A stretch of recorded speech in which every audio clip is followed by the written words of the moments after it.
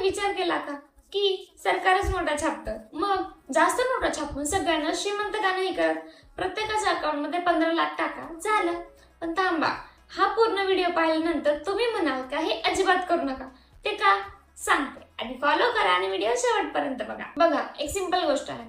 तुमच्या गावात 10 माणसं आहेत, प्रत्येकाकडे 10 रुपये आहेत, म्हणजे बाजारात एकूण 100 रुपये आहेत आणि एक भाकरी आहे 10 रुपयाला. आता सरकारने जर प्रत्येकाला 10 रुपये एक्स्ट्रा दिले तर बाजारात पैसे झाले 200 रुपये, पण भाकऱ्या तर तेवढंच आहेत 10.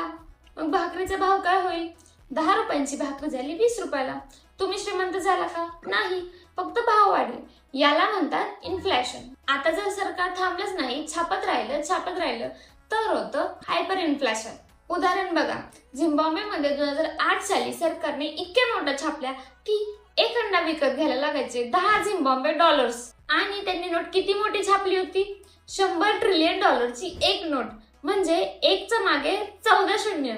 आणि त्याने फक्त एक बस तिकीट मिळायची. आणि भारताचा 1991 मध्ये आपल्यावर पण संकट आलं होतं. परकीय चलन संपायच्या बेतावर होतं. सरकारने सोनं गहाण ठेवलं आणि IMF कडून पैसे घेतले. म्हणजे देशाची परिस्थिती इतकी वाईट होती की सोनं गहाण ठेवावं लागलं. याचं कारण होतं अनियंत्रित पैशाची प्रिंटिंग. म्हणजे सगळ्यांना जर 15 लाख रुपये दिले तर 1 किलो कांदा मिळणार 15 लाख रुपयाला.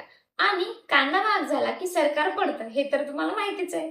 म्हणून रिझर्व्ह बँक ऑफ इंडिया किती नोटा छापायच्या हे ठरवतं, अर्थव्यवस्थेच्या ग्रोथनुसार. जास्त नाही, कमी नाही, बॅलन्स.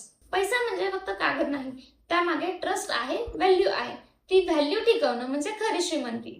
आणि हे त्या मित्राला शेअर करा जो सारखा म्हणत असतो सरकारने जास्त नोटा छापल्या पाहिजेत.